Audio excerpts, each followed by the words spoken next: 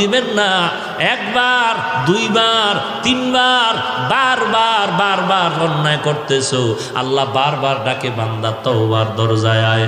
কুল ইয়া ইবাদিয়াল্লাযীনা আসরাফু আলা আনফুসিহিম লা তাকনাতু মির রাহমাতিল্লাহ ইন্নাল্লাহা ইয়াগফিরুয যুনুবা জামিআ ইন্নাহু হুয়াল গফুরুর রহিম।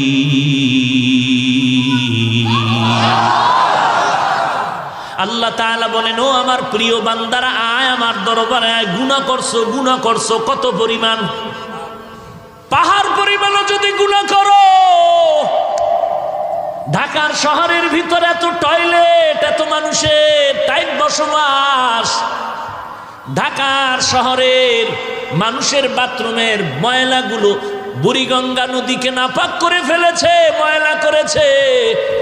বলে হাজার হাজার লাখো মানুষ ঢাকার শহরে বসবাস করে, যখন বাথরুমগুলো বুড়িগঙ্গা নদীর মধ্যে পড়ে যায়, তুই কোনো টেনশন করিস না। আমার মাওলা এমন একটা জোয়ার ভাটার ধাক্কা যদি লাগায় দেয়, তোর এই হাজার কোটি মানুষের ময়লা দ্বারা এই পানিগুলো, বঙ্গোপের পানি নাপাক করতে পারবে না।